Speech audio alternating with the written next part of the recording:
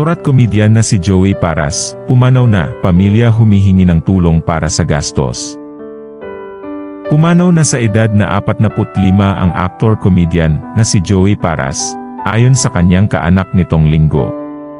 Kinumpirma ng kanyang pamangkin na si Ziara Shine Sinchon Fabian sa Facebook post ang malungkot na balita. Unfortunately, his heart wasn't able to recover anymore. Sad sa post kaugnay sa pagpanaw ng dating, Sunday Pinasaya host Dakong 5:40 PM.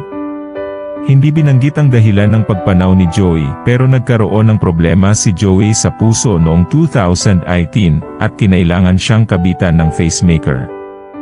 Nang nakapanayam noon si Joey, ikinuwento niya na kinailangan siyang kabitan ng CRTP device o cardiac resynchronization therapy pacemaker para tulungang tumibok ng tama at mamonitor ang kanyang puso.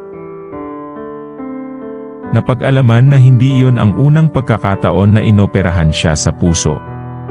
Noong October 2016, sumailalim na rin siya sa angioplasty. Bumuti umano ang kanyang kondisyon, matapos ang unang operasyon, hanggang nakaranas siya biglang pag-blackout o nawalan ng malay habang may ginagawang eksena. Nang sumailalim siya sa ilang pagsusuri, nakitang mataas ang sugar level sa kanyang dugo at may irregularity sa tibok ng kanyang puso. Nakaranas din daw siya ng matinding palpitations, kaya minabuti na niyang magpa-ospital noong 2018.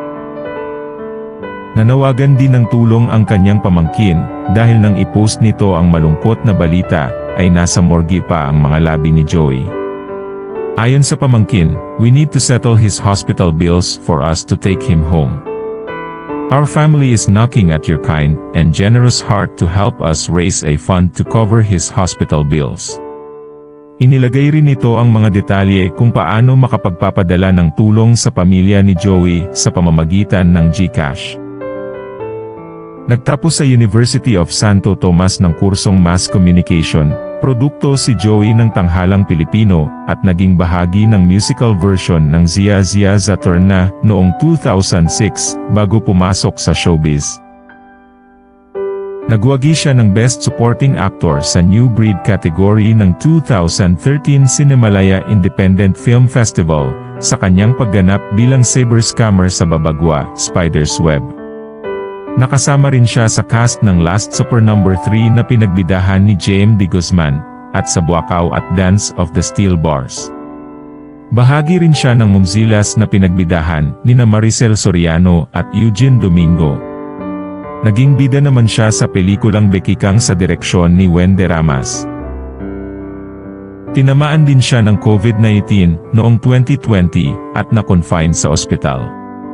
Noong panahong iyon ay nanawagan siya sa social media dahil kailangan niya ng 750,000 para sa kanyang angioplasty operation.